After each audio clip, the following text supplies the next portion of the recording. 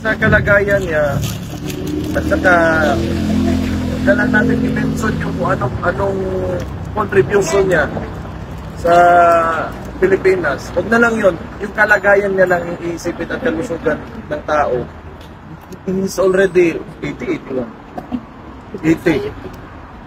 years old, tapos ganon yung treatment ng Philippine government. The head of state who is Bongbong Marcos, diba? Ganon yung treatment niya sa tao. Another one, I do not know if this will go well with the, with the Dutch, pero you are very sensitive when it comes to human rights. So sana maisip nila rin na we should open the debate.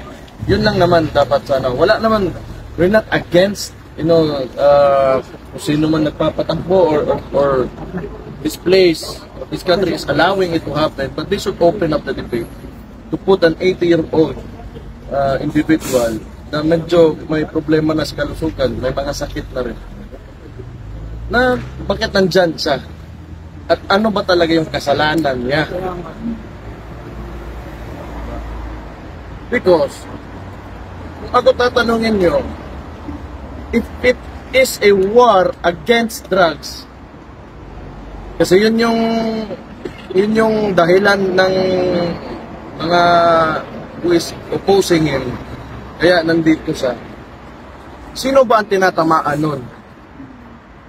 If you are against drugs, di yung tinatamaan nun, yung mga nagbebenta, mga poser, mga drug lord. So paano siya naging mali doon? Because he wants to save the victims of these people. So anong kasalanan ng tao ngayon na nandyan siya sa dito? Ayoko na magalit. Ano pong napag-usapan niyo? Ano pong napag-usapan niyo po ngayon sa Davao? Wala naman, mga nangungumusta lang sa Davao. Sabi ko, traffic. Kasi hindi naman nagre-release talaga ng budget yung legislatura natin. Walang budget yung DOTR to go through with the Davao bus system. Mga ganun. Libya lang naman. Tapos, balita sa pamilya. We're talking about mga apo niya. Wala naman masyado. Wala pang current affairs kayo na pag-usapan.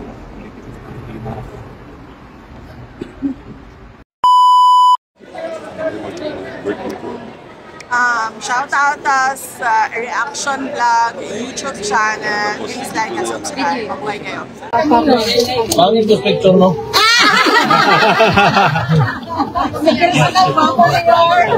Mayor, kailan po kayo dumating? Dito sa Dahig. Kapon na. Ng gabi.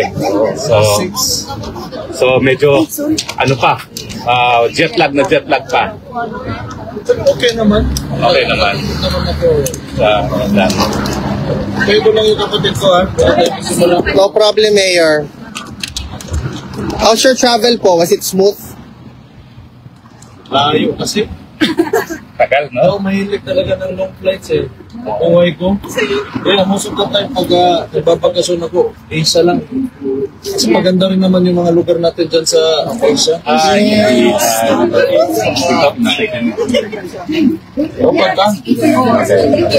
So, Mayor, nakumpleto ba ho kayong apat ngayon sa bisita? Hindi. Kami lang tatlo, ni Kitty, ang kapatid ko si Pulong, at saka ako. Okay. Kamusta naman po si Tatay? Dahil uhaw talaga kami sa balita kay Tatay. Buhay pa naman siya. Pero hindi sa yung dapat na yung isang tao na ganun yung kondisyon niya sa edad niya na dapat nasa isang detention center. You know what I mean? Yeah. Wala pong current affairs kayo na pag-usapan sa politika sa Pilipinas. Wala naman. Wala pang mga bagong ngayon na mga bagong tawag dyan. Yung nabubuking na mga kabit pala o dyan ng mga artista. Sige po, questions po? Mayor, good afternoon. May iba po tayo. Salamat po sa update kay Tatay Digong sa araw nito. Yung comment po, Mayor, ongoing sa tungkol po sa ongoing investigation sa flood control projects. So anong basa ninyo dito, sir? Sa tingin po ba natin, papapanagot ang mga nasa likod ng katiwalaan kaugnay sa mga nasabing proyekto? Alam niyo, tingin ko lang ito. Okay man, sabihin na natin. Kasi si BBM kasi, akala niya mabango siya sa ginagawa niya. When in fact, sa chain of command, siya yung nasa taas. And for the past 3 years, he allowed that to happen. So whose responsibility is that? So ngayon, mag-e-expose siya na kunwari ng mga congressman niya na under din naman sa kanya because you're the president. Ikaw pumirma ng budget na yon. Tapos ngayon, sisisihin mo sino? Yung mga nagpasa ng ano? Bakit? In the first place, bakit mo hindi sinigurado? Kasi pinagyabang mo yan sa pangalawang zona mo na may 5,500 flood mitigation projects ka. Tapos ngayon, nagkaganon. Tapos sisisihin mo yung ibang tao. Ikaw yung presidente, you're the executive ng buong bansa. Responsibilidad mo na yun. If there is someone to blame, that will be him. Okay naman, kasi yung mga ibang politiko ngayon, ginagawa din nilang plataforma. Kasi magkalong, nag-a-align sila, but yung kinakalaban nila are the congressman. The congressman. Why not ask, or question the president himself? Correct. Kasi dinadivert tayo dyan sa mga congressman na yan, cooking show ba? But, sino man yung responsable talaga ng lahat? Sino pumirma ng budget? At sino implementing agency? It's DPWH, that is under the president. Correct. Mayor, ano masasabi niyo doon sa sinabi ni ni BBM na useless? Itong mga nakikita niya. I think yung nakikita niya useless daw yung mga proyekto. Kasi useless na nga. Kasi useless na. Maging useless talaga yan because wala kang directive eh. Dapat simula pa lang ng termino niya, he should have said and instructed everybody, umayos kayo. Huwag niyong galawin yung pera ng taong bayan. Kasi yan, tayo lahat, magpapayat ng buwis, lalagay dyan, gagawing infrastruktura, kailangan maayos, walang masisira dyan. Ano ang unang ginawa niya? Dinismantle niya yung PACC. Yan yung watchdog ng corruption. Oh. So, who's responsible na? Siya. So, itong mga nag-iingay ngayon, that is yung sumasakay sa plataforma, kunwari ng presidente na may expose siya, you ask the president himself. He is the only one who can fix this.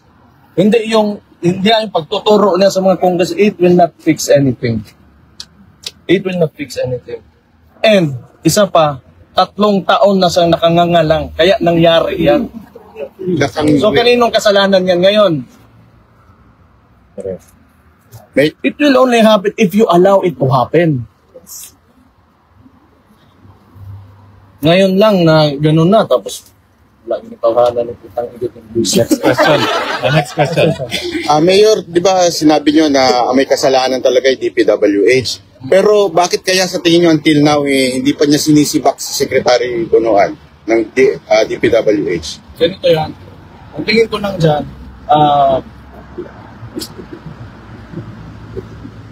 pag yung issue na yan, nawala lang na parang bula. Kasi ginagawa niyang press release yan eh. PR stunt niya. Na pupunta sa doon, gano'n. May nangyari talaga. Tapos walang makukulong na congressman o kahit sinong politiko, walang makukulong sa mga flood projects na yan. Ibig sabihin, palabas lang yan lahat. Diba?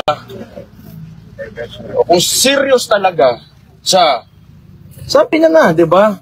Alam niya, may tinuro na siya, may mga pangalan ng mga kumpanya ng contractors na in-expose niya, then why not file a case? Kung talagang gusto mo ipakita sa tao, okay, you want to redeem yourself, kulong ka dyan, kahit isang congressman lang. Yung mga nasa Committee on Appropriations po na nag-approve ng mga insertions, itong dapat gawin dyan. Yung mga pinakamalalapit sa kanya. Sa ano? Yung Presidente, Speaker, at saka yung committee chairman na dating Zaldico. Saldi ko yan. Stella Kimbo for a while, di ba? Tapos ngayon may bago. Yan. Isip ko ito saldi ko. Kasi yun na nga. Pag tumahimik yan lahat bigla, tapos wala talagang resulta, na concrete result, na may nakulong, may nakuhaan, somebody filed the case against somebody, cooking show. Cooking lang na. Mayor Baste, on a different matter, sir, may you share to the entire Filipino community what's the reason behind why your father summoned his 4 children to appear before him for a family visit? If it's possible only, sir. Naman talaga na, siguro gusto lang talaga nakita niya kaming lahat. Wala man siya sinabi specific talaga na reason. Ikaw, alam mo? Nag-text lang siya bigla ng isang, you call you. Tapos ako ang dito sa No. gusto makita si Papa sa Toluca. Out of No nowhere lang. serious reason actually. It's just, Out of nowhere lang. Gusto na nang kaming lahat. tunan nila ng strength. Thank you. Matutupad po kaya yon na makita niya kayong apat this week? Tomorrow? No. 29. 29 na tomorrow. Dili ba? Yeah, tomorrow. Within the week. Within the week.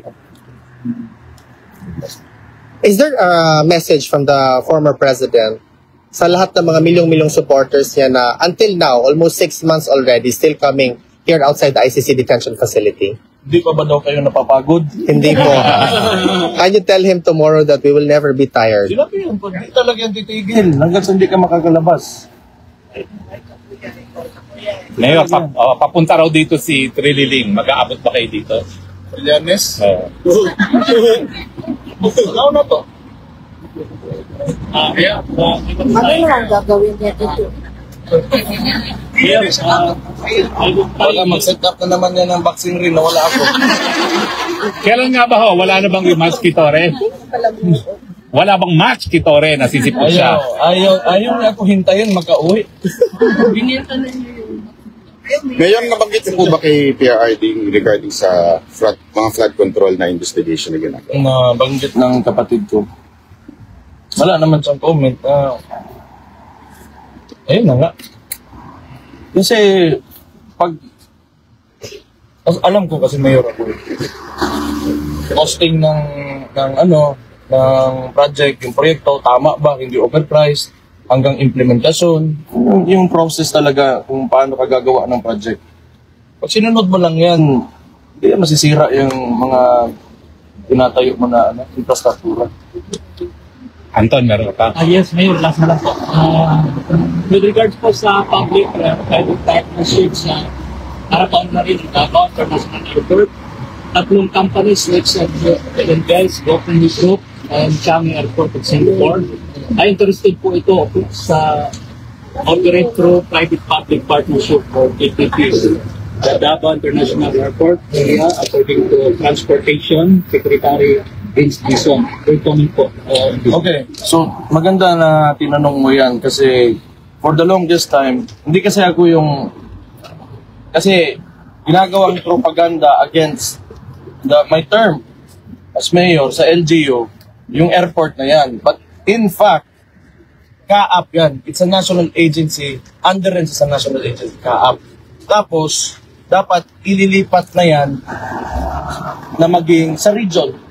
Become a Davao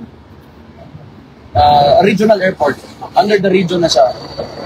May board yan. Under ang mag-a-appoint yung Regional Development Council. So itong mga kalaban natin, yung mga opposition, hindi naman kalaban talaga, pero yung mga naysayers natin, sinasabi nila na Davao City is not taking care of that airport. Pangit daw ganun. Hindi naman talaga yan responsibilidad ko. Nandyan siya sa Davao, but it's for the region. So itong papasok ang tingin ko, maganda kung Changi Airport talaga yung mapipili ng PPP. Kasi otherwise, sino yung the other two? Sa Gokong Group at sa Gokong Way, yes, at sa Philanthropies. Philinvest. Wala naman akong problema yan sa dalawang yan. Pero ang trabaho talaga ng Changi Airport is gumawa ng airport. Yung Philinvest, Real estate. land development, di ba? Si Gokong Way, Cebu Pacific. So, meron silang mga aeroplano. But if you look at Singapore at yung airport nila, it's one of the best The best. in the world, if not the best. So, sana, kung interested talaga yung Changi, pero it's a national decision. Hindi yan sa local. Thank you, Mr. So, matagal na yung ganon, siguro dahil di rin nila inaayos, alam niyo na si Tintin, pag may magandang mangyari sa Davao, magagalit si Tintin, tsaka yung bangag. Ay, salamat. Bangag. Gamitin natin yan palagi. Mayor, sa tingin niyo po ba may pananagutan din si Speaker pagdating dito sa flood control? Kasi halimbawa po, yung sa Negros, di ba, tinanggal nila si Arnie Tevez. Ngayon, yung dating budget ni Arnie Tevez doon for the whole district is 2 billion. But now, under dito ngayon, binigay kay Speaker yung responsibility sa Negros na 1.9 billion, allegedly yung palang ay flood control. Wala pa yung iba.